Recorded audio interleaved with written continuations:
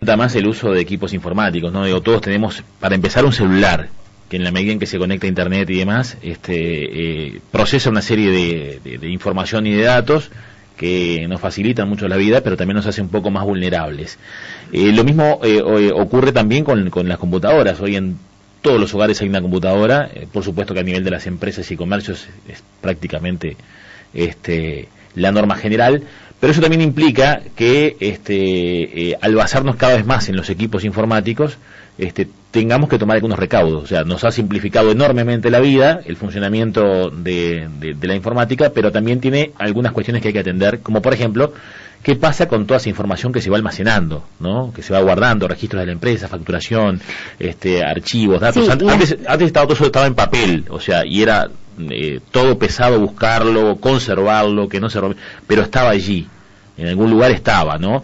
Más allá de la complejidad de guardar de repente años de facturación o de documentos y demás. Hoy puede estar todo dentro de una computadora. Sí, puede estar todo dentro de una computadora. También eso que usted mencionaba puede tener sus riesgos, ¿no? De humedad, de incendio, un montón de situaciones que se podían generar. Pero también la computadora puede ser más fácil, más accesible, pero también puede tener algunos puntos flojos, digamos, cuando hay personas que, digamos, quieren hacer mal para que la gente lo entienda un poco, bien, ¿no? Que quedan vulnerables. Por supuesto. Y hace un tiempo hablábamos de este tema, que lo que se denomina ransomware, que es el robo de información, ¿no? La encriptación de información. Se ingresan a una computadora de una empresa, secuestran la información, la encriptan, y después piden un dinero para devolver esa información, que muchas veces, incluso tengo varios reportes de que pagando ese dinero muchas veces no te devuelven nada, ¿no? Si, es un tema que hay que tener en cuenta esto también, pero además cuánto sufre esa empresa, ese escritorio, esa industria, sin esos datos que muchas veces son irrecuperables. Sí, y la gran pregunta es, ¿cómo hacen esta gente para meterte dentro de tu computadora y sacarte la información y además bloquearte esa información que es tuya y que la tenías ahí y que ahora ya no es más?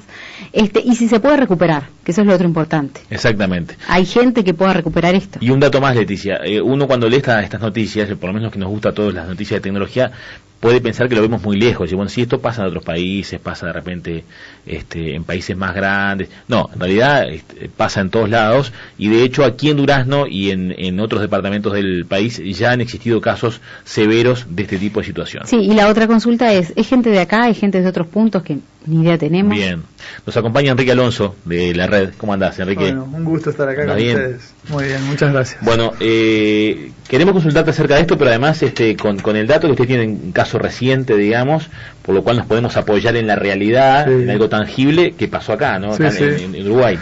Antes que nada me gustaría poner arriba de la mesa algunas definiciones básicas para que la gente entienda esto. Primero que nada, ¿qué es el Bitcoin? Bitcoin es una moneda digital o criptomoneda que se puede utilizar para hacer intercambios de bienes o servicios. Todo bien, no hay nada ilegal con los Bitcoins. ¿Ah? El Bitcoin no es rastreable, o sea, yo puedo hacer una transferencia a Freddy Ruch, pero yo no sé que va a Freddy Ruch. Lo único que tengo que saber es tu billetera electrónica, un código de 33 caracteres, y ya está. Vos no sabés si yo te lo mandé o no, la cosa que vos recibiste X Bitcoins. ¿Tá? Los Bitcoins tienen un límite de unidades de 21 millones. Se van generando, de a poco se van generando los Bitcoins. Fíjense que en el 2015 había 15.936.000 aproximados de Bitcoins. Hoy estamos en 16.629.000. Y el límite son 21 millones. Cuando llega a los 21 millones de unidades de Bitcoins, ahí se para la creación de Bitcoins. Que en otro momento podemos hablar más de cómo se generan y todo lo demás, que eso es muy interesante. Específicamente, tú por allí lo decías, creo, en la definición del arranque, pero para que la gente lo pueda llegar a comprender, porque dice, ¿de qué me están hablando? Es una moneda. Es una moneda que no depende ni de bancos, ni de gobiernos, y se utiliza en Internet.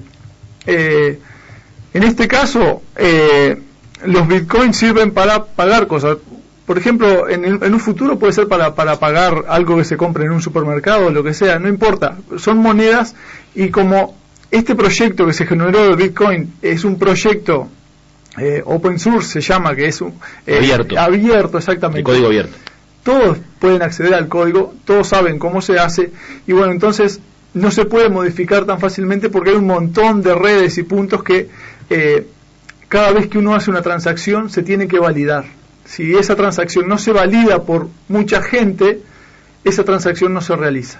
Una vez que está realizada la transacción, ya no se puede ni modificar ni eliminar, ¿sí? Son cosas a tener en cuenta. Otra cosa a tener en cuenta, la billetera virtual. Para nosotros movernos con los bitcoins en internet, tenemos que tener una billetera virtual, que es gratuito. Hay lugares como localbitcoins.com, sapo.com, un montón de lugares donde uno puede generar su billetera electrónica y ahí puede recibir y enviar bitcoins. ¿Y cómo convertís después los bitcoins a dinero contante y sonante? Bueno, si ustedes entran a alguna de esas páginas y se genera un usuario, pueden comprar, es más, algunos le dice, ya detectan que están en Uruguay, le dice los lugares donde pueden comprar bitcoins. En el caso que ahora vamos a hablar con este último cliente, nos contactamos con una persona a través de Mercado Libre, le pagamos los dólares, él convirtió a bitcoins con un porcentaje de utilidad de él, obviamente, y ahí se convirtió en bitcoins y se trasladaron a la billetera virtual que nosotros teníamos en ese momento.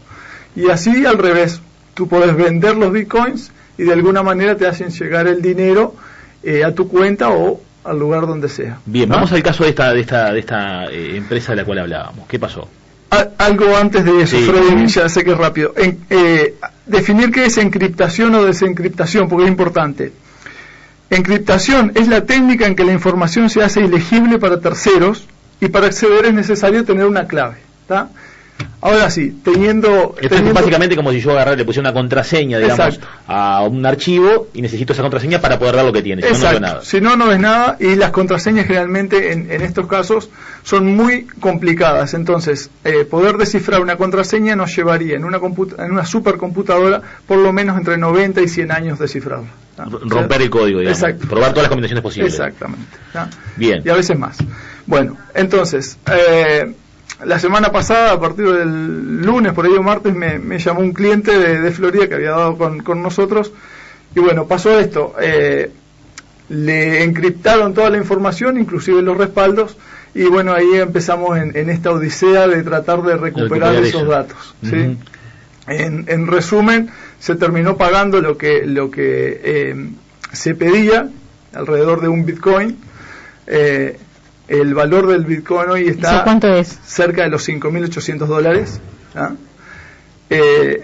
Fíjense que en el 2013, cuando arrancó el bitcoin, valía $210, ¿sí? O sea que si alguien quería regalarle bitcoin a otra persona, estaba bueno para ahora tener un valor bastante interesante, ¿no?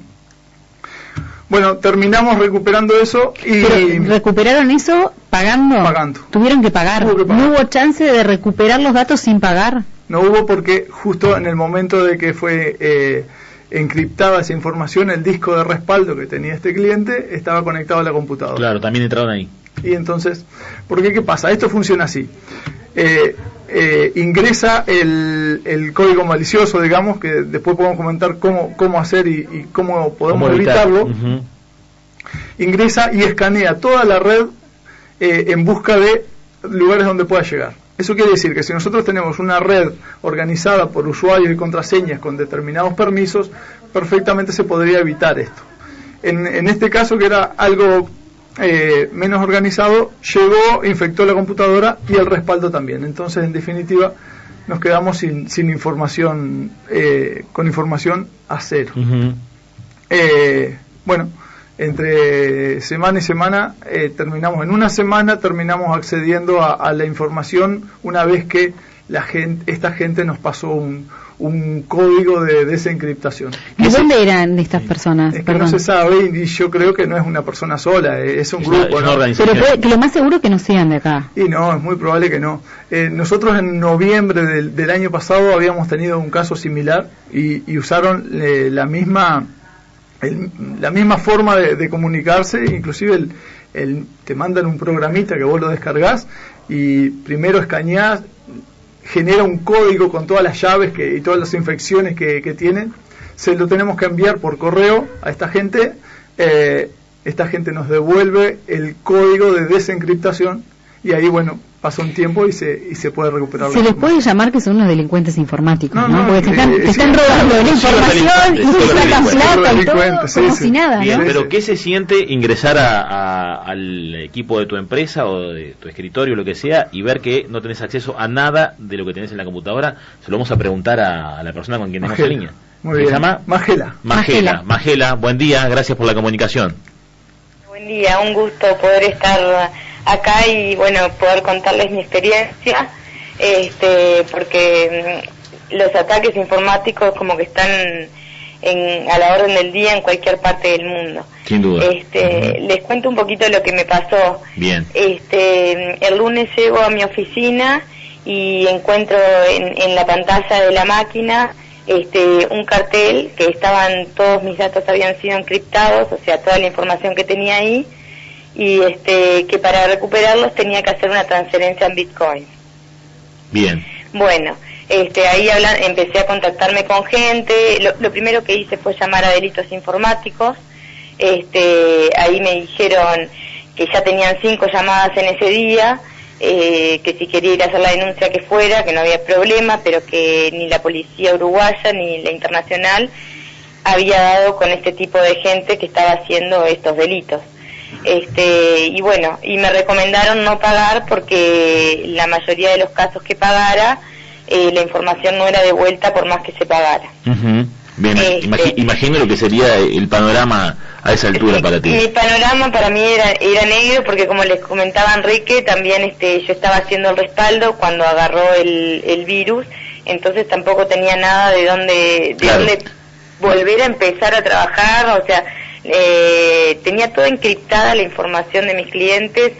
Bueno, Magela, antes de seguir, ¿a qué te dedicas? ¿En qué rubro girás? Soy contadora y bueno, tengo un estudio independiente, trabajo independiente, puse un estudio hace unos años, desde el 2010 más o menos, y bueno, trabajo con un par de colegas en el estudio. Bien. Y bueno, tenía todo, había perdido todo. Bien. El pánico era lo único que tenía en ese momento. Y bueno, y ahí empecé a indagar, a conectarme con uno, con otro, llamando a un lado y a otro, y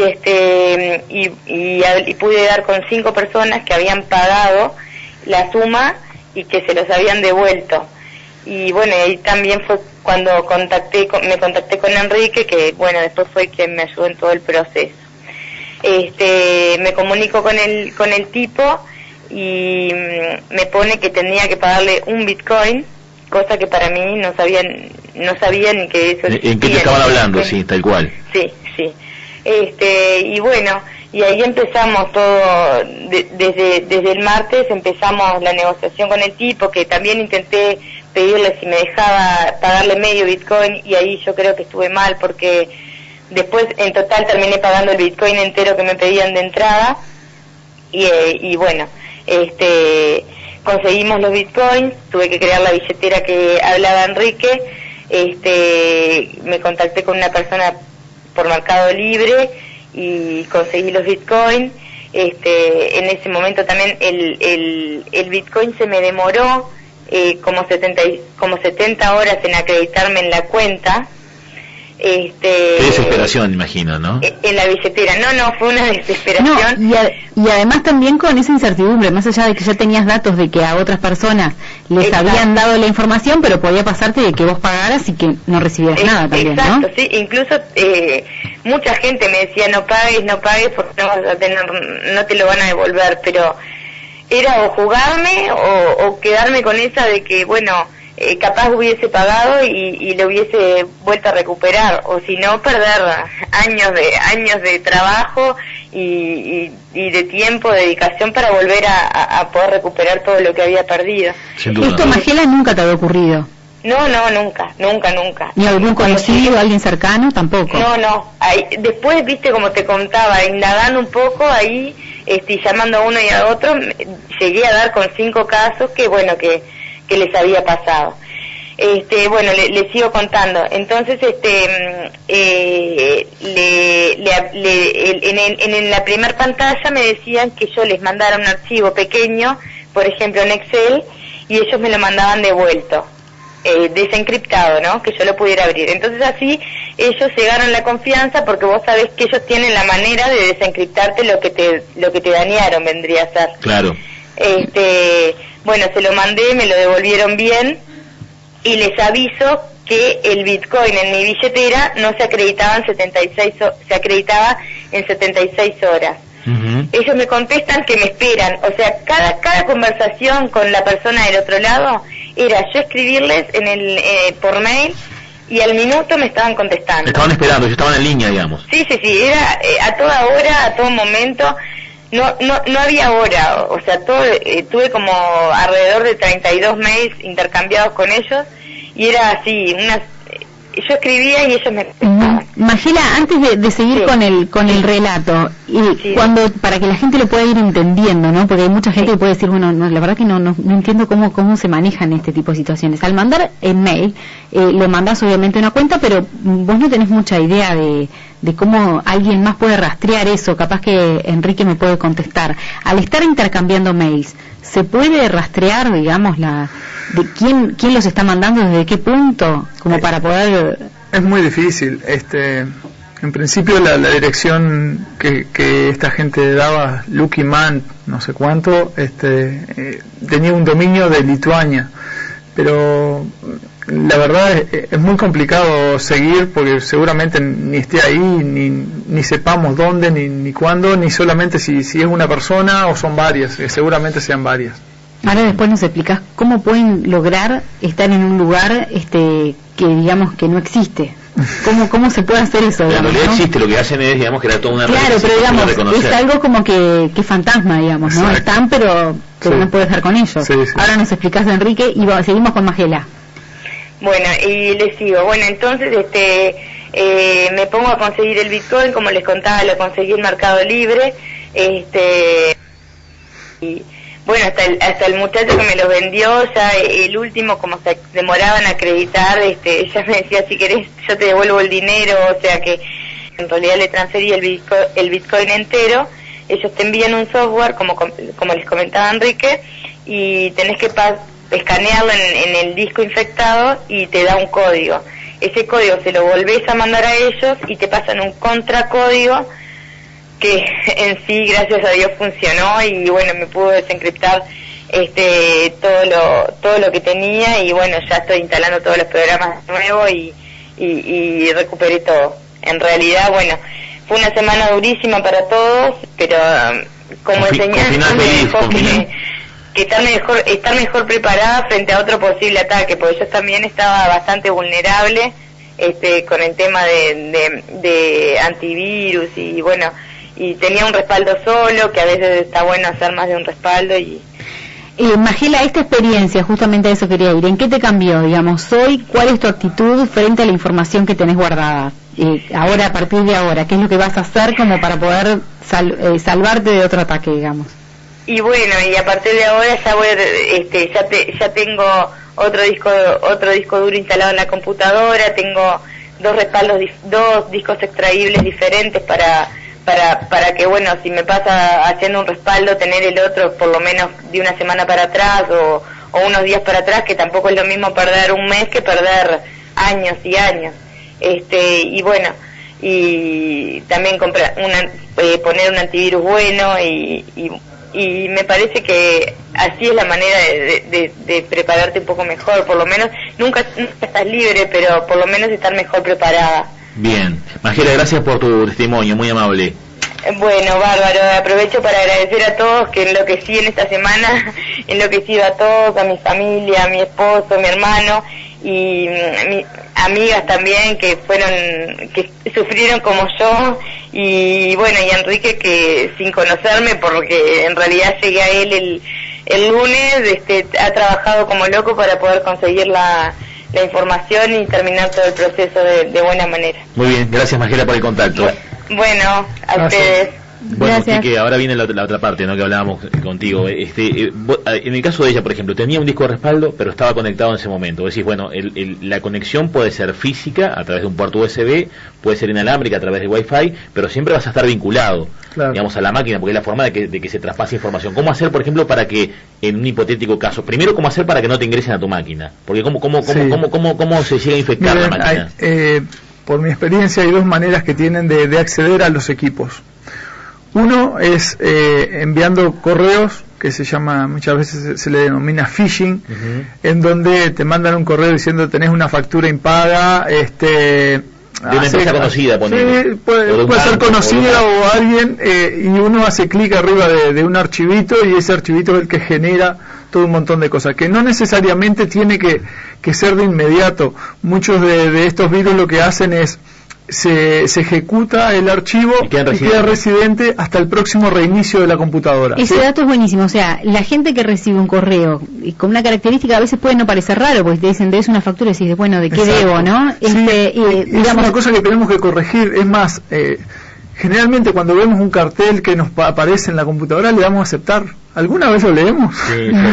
Hay que tener cuidado. Muchas veces por el solo hecho de darle a aceptar es que se nos generan barritas en el explorador, cosas que nos enlentecen un montón de cosas. Denle cancelar preferentemente, si hay que aceptar, después hay tiempo para aceptar. Pero o sea que de esa manera ellos ingresan esa es una manera. Información.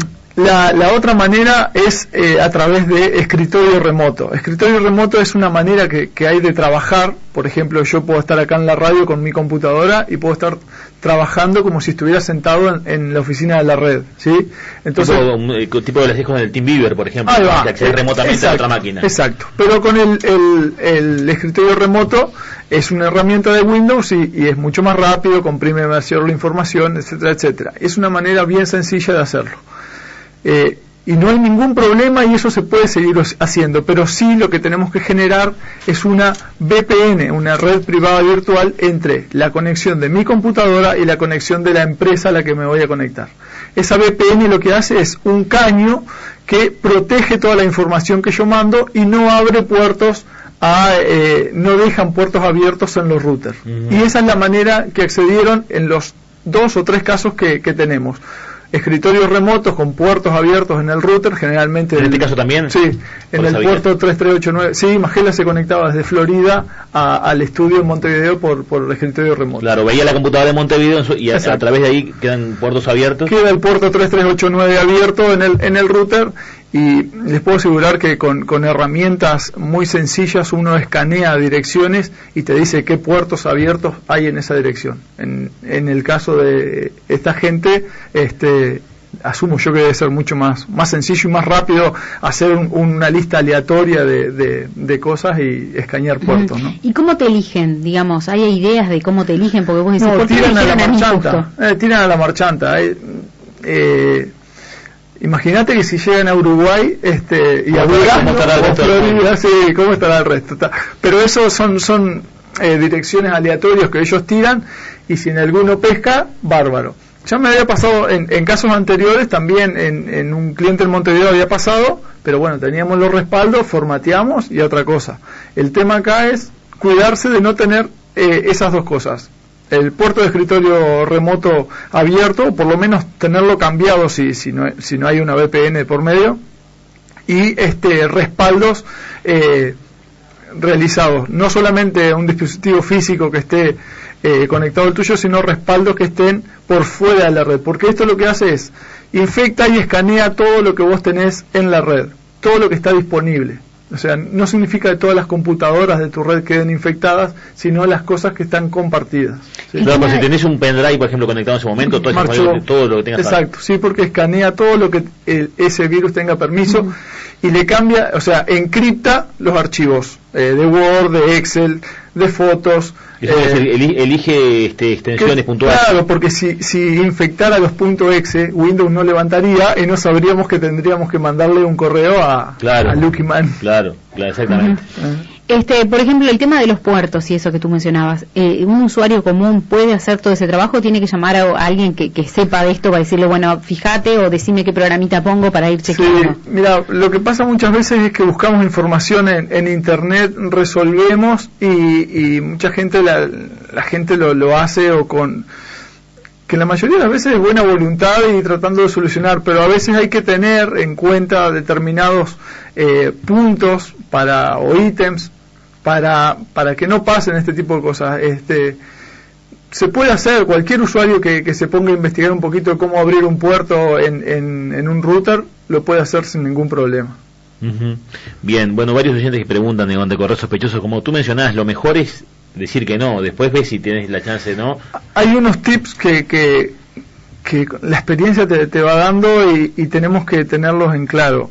En el caso de que nos encripten la información y no tengamos respaldo y hay que pagar, lo que primero tenemos que hacer antes de mandarle un mail a esta gente es prepararnos de la mejor manera, generar nuestra billetera electrónica, contactar con alguien que le podamos comprar los bitcoins rápidos, porque ¿qué pasa? En el caso de Magela le dijeron, es un bitcoin en 24 horas y si no, 2 bitcoins en 48. ¿Ah? Entonces, imagínate que entras en un pánico que primero que nada te cierra, no sabes ni qué hacer. Entonces, ante esta situación, generar toda la plataforma, como estar preparado y bueno, si hay que resolver, tenemos que resolverlo lo más rápido posible. Vos decías que el tope mundial son 21 millones de bitcoins, sí, de unidades. Sí. Multiplicás eso por 5.800 te dice el dinero que anda en la vuelta. Sí, lo que pasa es que va a andar en la vuelta, sí. ¿Y por qué se topa de 21 millones? Lo que pasa es que fue creado como una moneda a nivel internet. Ahora estaba leyendo también que Rusia creó su criptomoneda también. Son maneras de generar. Este código es un código, ya te decía, un código abierto que se genera y hay mucha gente que lo desarrolla y todo lo demás. O sea, inclusive va a estar disponible esta cantidad de plata hasta el año 2140. Después del año 2140 no sabemos qué pasa. No, ¿qué puede pasar ahí con esa moneda? ¿Sí? ¿Y quién se va a hacer cargo de eso? ¿No? Bueno, vaya uno a saber. ¿Vos vas a estar? No pienso estar, ojalá, ¿no? No tengo planes para esa. Estaba sacando la cuenta, es astronómica la cifra que ya hay, ¿no? Y no, fíjate que va subiendo. Nosotros cuando pagamos estaba el precio del Bitcoin en 5.680, una cosa así. Hoy ya está aproximado en 5.800. O sea, va subiendo. Muchas veces baja también, pero esto tiende a subir el valor del Bitcoin. O sea que no sabemos a cuánto puede llegar. No, exacto. ¿No? Sí, son 100.000 millones de dólares hoy, estaríamos hablando más, con los 16 que hay, ¿no? Está lindo, ¿no? 92.800 millones de dólares. ¿Podés comprarlos? Es una cosa monstruosa. Y llegaría a los 21.000. No, además va subiendo, porque esto es una moneda que va subiendo. Y otra, porque muchas veces nosotros decimos Bitcoin, moneda digital. Ahí está. A ver, Silvestre, mostrame otra vez la pantalla. Ahí está. El precio del Bitcoin, 155.000, porque está bueno verlo en pesos uruguayos, ¿no? Sí. 155.699 pesos uruguayos vale hoy un Bitcoin. Ahí va. ¿Ah? Eso fue lo que le pidieron a esta persona con la que hablamos, a Magela, para devolverle esa información. 156.000 pesos, números redondos, ¿no? Para que la gente lo valore en ese. Fíjate que nosotros, te decía, estamos hablando de los Bitcoin y moneda digital, no sé cuánto, y el valor hoy, en el 2016, solo el 8% de la plata generada en el mundo, de dólares y euros y todo lo demás, era física. Lo demás es digital. Es todo digital. Exacto, están en bancos digitales, etcétera, etcétera. ¿Sí? Solo el 8% es lo que podemos tocar. El resto anda en internet. Exacto. Entonces, y a la gente le parece más raro lo de internet que ese porcentaje. Totalmente. Que solo un 8, ¿no? Que parecen el resto fuera más común. Eran ceros y uno. ¿No? Eso es más común. Exacto. Muy bien, Quique, la verdad que estaba buenísima la charla y además lo que está bueno es que la gente sepa que debe estar atenta. Capaz que a un usuario doméstico esto no le cambia la vida, porque formatea, arranca de cero, cuando mucho tendrá que aventar programas. Para una empresa, a un pequeño comercio que tiene su facturación, que tiene su estructura de negocio en una computadora, es como seguir trabajando, con el caso Magela que es contadora, o no trabajar más. Y la idea siempre es no darle a aceptar a todo, como tú decías, tener a alguien que sepa también, medio cerca, como para llamar. No, y además fundamental es tener a alguien que sepa que somos muy artesanales en Uruguay muchas veces, que ponemos una computadora y arrancamos a trabajar. Sí. Cuando vos tenés información que es importante, consultar a alguien que sepa, que te diga, bueno, blindame el sistema. Sí, ¿cómo hago? O sea, tener un respaldo, ¿no? Exacto. Fundamental. Mira, acabamos de terminar un curso alguien que ha dado en México de herramientas para descifrar cuán vulnerables son determinados servidores, y son herramientas que están en internet, que cualquiera podría hacerlo, y bueno, ahí está. Si alguien lo hace para bien y le avisa, mira, fulanito, tenés abierto tales puertos, trata de solucionarlo, o está el otro que lo usa para mal. Sí. Gracias por venir. Sí. Una cosa más, que veo que anda información sobre las redes inalámbricas. El lunes pasado se dio la noticia de que el protocolo WPA2 de las redes inalámbricas, que generalmente nos conectábamos, el más común, se había vulnerado y estaba complicado. De aquí en más estaba complicado, y es necesario que las empresas proveedoras de los routers den algunas soluciones para solucionar este parche. Si bien es importante la noticia, no hay que entrar en pánico en este caso, porque ¿qué pasa? Lo que pasa acá es, viene alguien con una computadora cerca de tu casa, accede a la red, ve tu red, sí, y lo que podría hacer es ver la información que pasa desde tu celular o desde tu notebook hacia el router. Entonces vos, por ejemplo, estás en tu celular, entraste a una página que no es segura, o una página que no tiene un certificado de seguridad, y pones un usuario y contraseña. Esos datos los podría acceder esta persona que tiene que estar al lado de tu casa. Claro, ¿no? Sí. Accediendo en el entorno en el alcance de la red. Ahí va. Las vulnerabilidades están en máquinas con Linux o celulares con Android. Los que tienen iPhone, los que tienen Mac o los que tienen Windows ya sacaron actualizaciones y no pasa nada. Entonces, muchas veces está bueno el pánico que se genera, digamos, pero hay que tampoco es que muy breve y cortito. Obviamente que los celulares no van a ser un atractivo, porque seguramente hay información, pero no tanta como en una computadora, ¿no? Pues yo iba a preguntar, ¿los celulares también corren riesgo? Muchas veces ponemos más contraseñas en los celulares. Sí. Y otra cosa a tener en cuenta con los celulares, muchas veces nos bajamos cualquier programita y lo primero que decimos, aceptar, cuando nos dice el programa accede a tus datos, accedes a tu llamada, a tus contactos. Que la mayoría accede, voy a decir, ¿para qué? Y acá hay algo que no está funcionando, porque yo lo único que era para hacer un dibujito en el celular, es y cierto, está accediendo a todo eso. Y te pide acceso a los contactos, para un montón de ¿para cosas, qué? ¿No? Así que a tener en cuenta esas cositas. Quique, gracias por venir. Un placer, siempre, muchas gracias. 10 de la mañana, 5 minutos, nos acompañó Enrique Alonso en estos minutos hablando de ciberdelincuentes, ¿no? Gente que roba información a empresas y después pide un dinero para devolver esa información. Ha pasado acá en Durazno, este caso que comentábamos recién ocurrió en Florida, y la gente de la red fue la responsable del trabajo para que se recuperara esa información. 10 de la mañana, 6 minutos.